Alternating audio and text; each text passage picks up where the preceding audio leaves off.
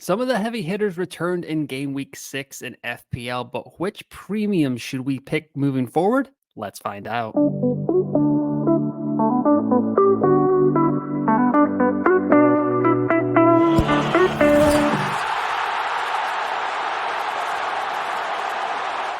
What is up, everyone? Welcome to another episode of FPL All or Nothing. It is Friday, October 4th. My name is Ewan, and on today's episode, we're going to get into a Game Week 7 preview, looking at some premiums, some budget defenders, my punts of the week, and then some captaincy conundrums. So drop a like on the video, hit subscribe to the YouTube channel. That way you never miss a Game Week preview. Lots going on in FPL this week. There were European games. There was a Carabao Cup game as well. So lots to break down, but let's get into it here with the fixture ticker for the next 6 game weeks here. Everton, Man City, Leicester, Brentford, and Man United occupy the top 5 slots, whereas Brighton, Southampton, Bournemouth, Chelsea, and Aston Villa take home the bottom 5 slots. Interestingly enough, Man City have a really good run coming up, and we're going to touch on that more in the picking premiums part of the episode. So if you don't have time to listen to the full episode, just look at the timestamps in the description below, and you can jump around the episode here. But Man City has Fulham, Wolves, Southampton, Bournemouth, Brighton, and Tottenham. That is a fantastic run of fixtures. And while I don't think I'm bringing in Erling Haaland this game week. I have 3 free transfers. I had 3 free transfers. I have 2 now because I've already used one this week. But if you're not bringing in Erling Haaland this week, I think it's got to be coming sooner rather than later. That Southampton home game in game week 9 is triple captaincy worthy. As we saw, Haaland can just bag a hat trick at the drop of a hat, really. And it would be... I would be kidding myself if I could make it through that fixture without Erling Haaland. So I'm definitely going to have to set myself up there.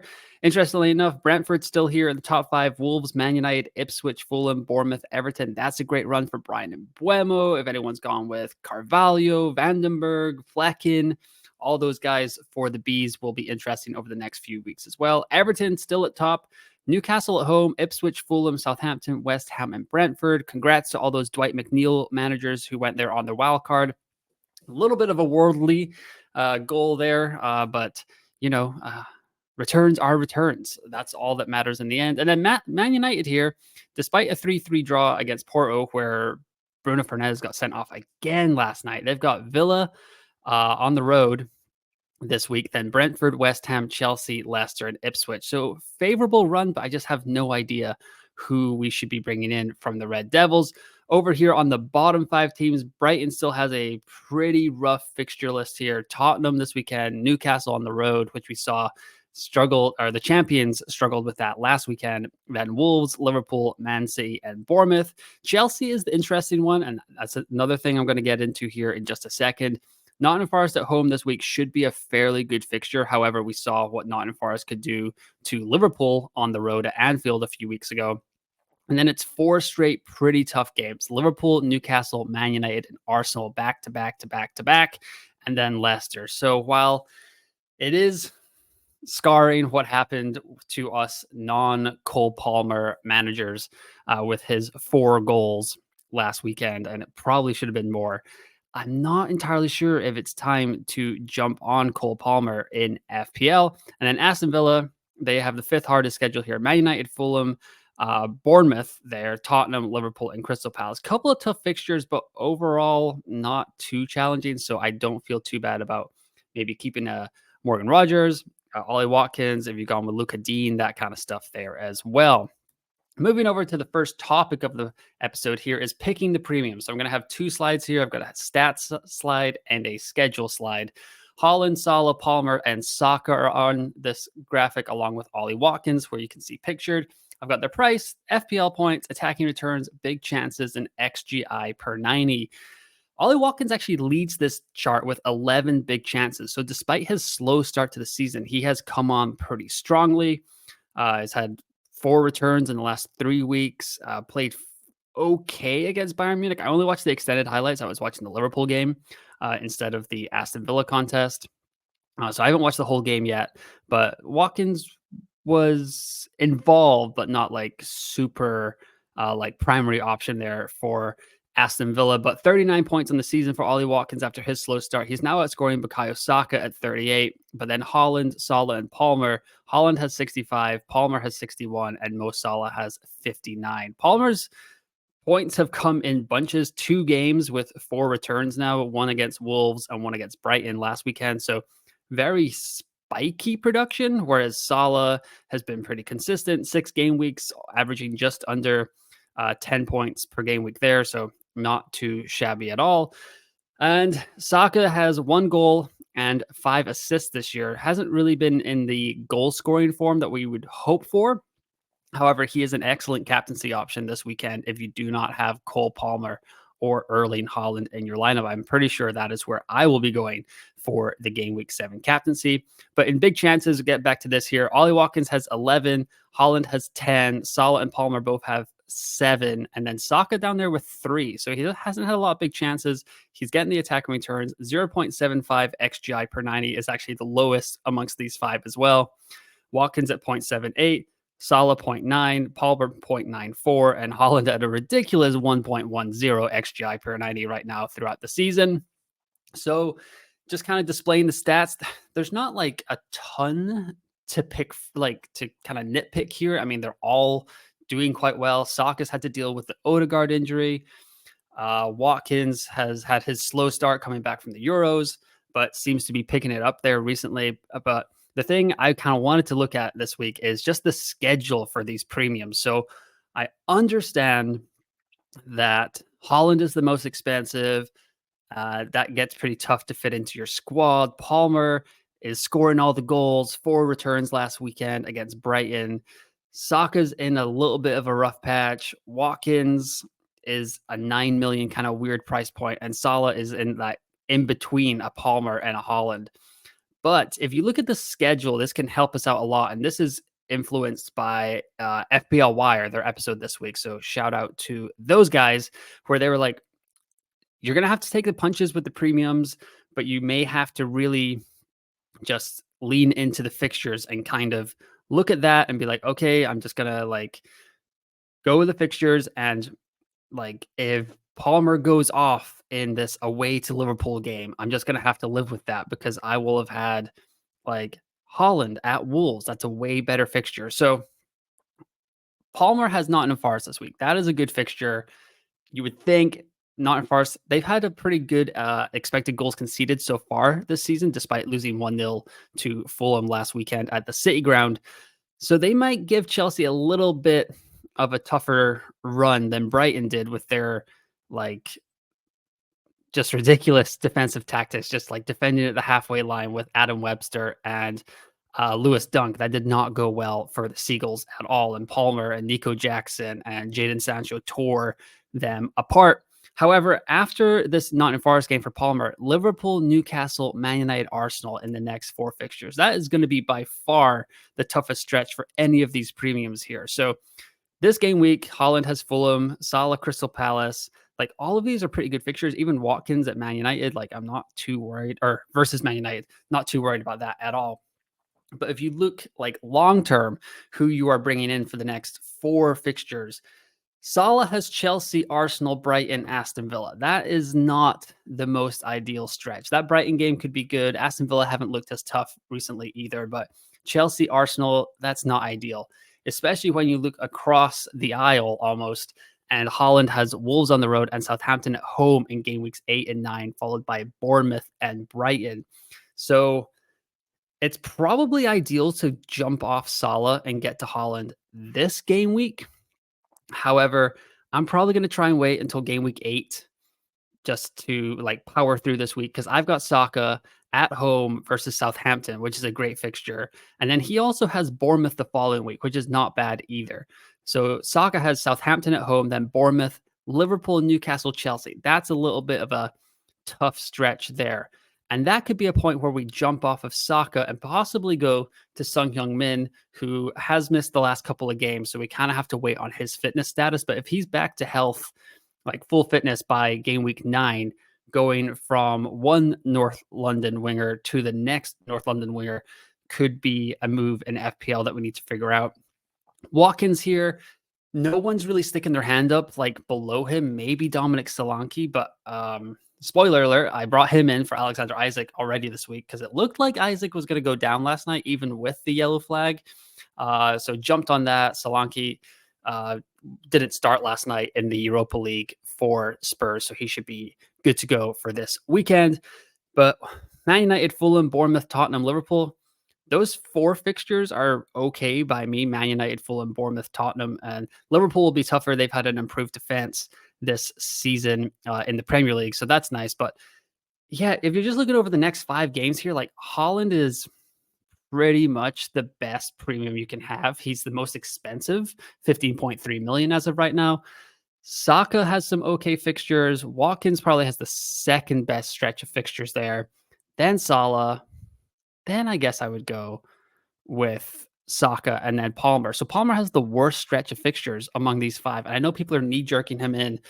I just don't think it's the smart long term play. And he could make us like patient managers all look like idiots and score another 4 goals this weekend. And we're like, well, he did have a good fixture. And what is he going to do? And then we're all just kind of like, well, maybe he can just do it in any tough fixture. But I just think over the course of these 5 game weeks, while Palmer is talismanic for Chelsea, I just don't see him outscoring all of the other 4 premium assets here. And at 10.7 million, he's at now.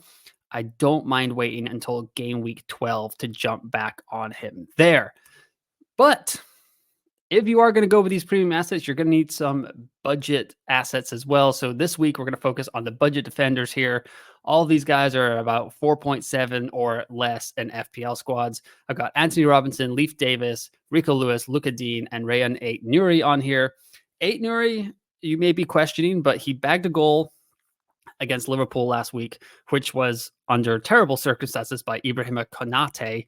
However, you've got like a left back or a defender in FPL getting into the 6-yard box to finish tap-ins. That is very appealing, especially with Wolves fixture swing starting in game week 9 or 10 coming up soon. So he needs to be on our radar as well.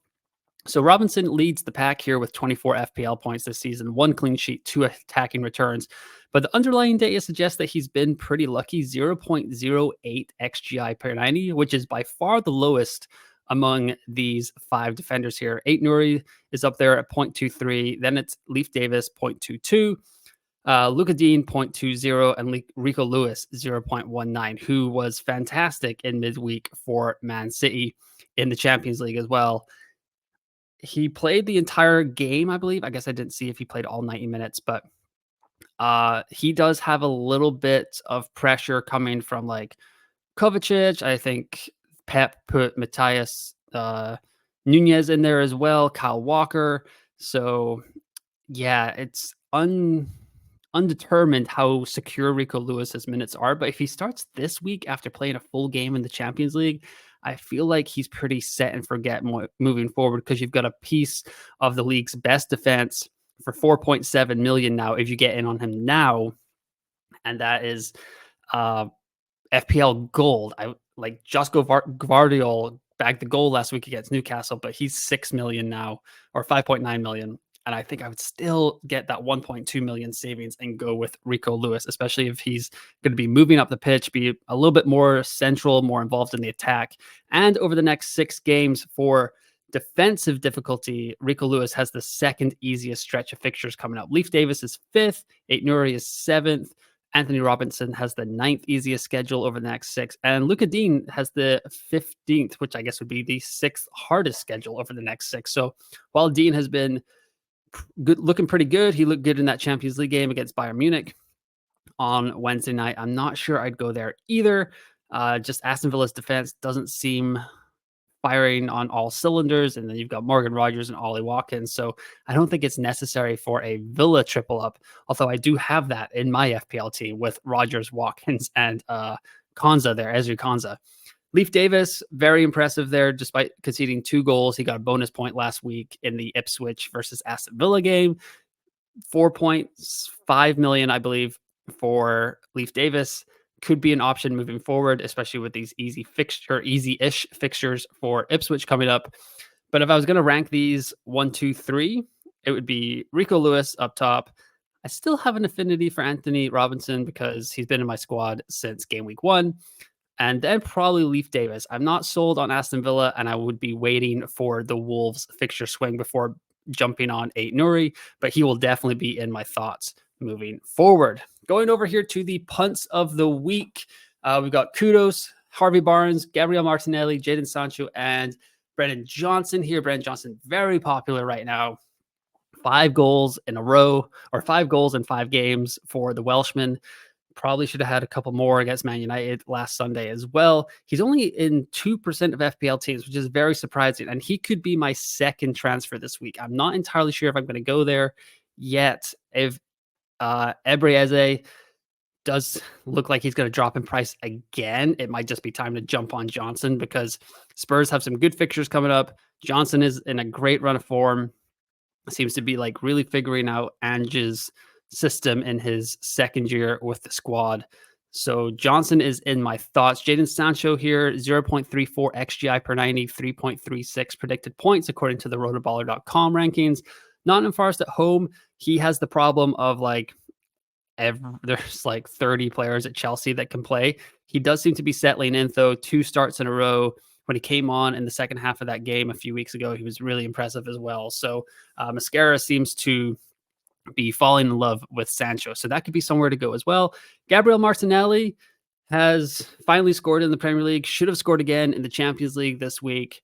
3.6% of teams have him, 0.44 XGI per 90, but he seems to be getting in more of those attacking positions, dangerous positions, taking more shots like he did a couple of seasons ago during his breakout season, and 5.01 predicted points for someone that's on less than 4% of FPL teams is really high for the rotoballer.com rankings. Kudos here. Ipswich at home this weekend, 4.4% owned, only a 0.25 XGI per 90. So like I said, West Ham have been a little all over the place this year, but 4.31 predicted points. And Harvey Barnes here has bagged a return in every away game so far this season. So at Everton, 4.1% of FPL teams have him.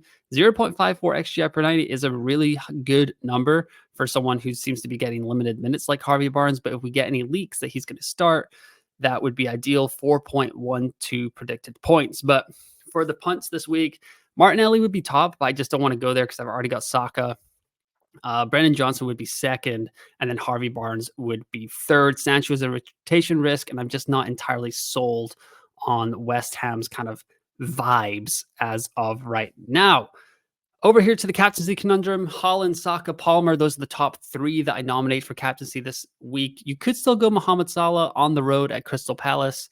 Never a bad option to go with the Egyptian king, but I think there are 3 better options for him this week. And I would assume every FPL team has one of Haaland, Saka, or Palmer in their team as of right now. So Haaland has Fulham at home, 65 points in the year, 1.10 XGI per 90, 7.99 predicted points this weekend against Fulham. Saka's next at 7.44 predicted points, and Palmer is third at 7.03.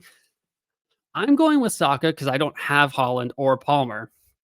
And Southampton at home, we have seen has like even Man United beat Southampton. So that is about as revealing of a statistic as you need in FPL these days. So I believe Saka can match Haaland. It does set up for Haaland to bag another hat trick and just destroy my rank quite heavily once again, especially with people captaining him. But I think Saka can match him. Arsenal seem to be finding their groove a little bit. Scored 4 goals last week at Leicester. Even though they were 2 late goals, like they were just pummeling the Foxes the entire game. Cole Palmer, I would expect, not going to expect 4 goals. There's going to be some regression to the mean there. But yeah, 61 points is scary. We've seen what he can do.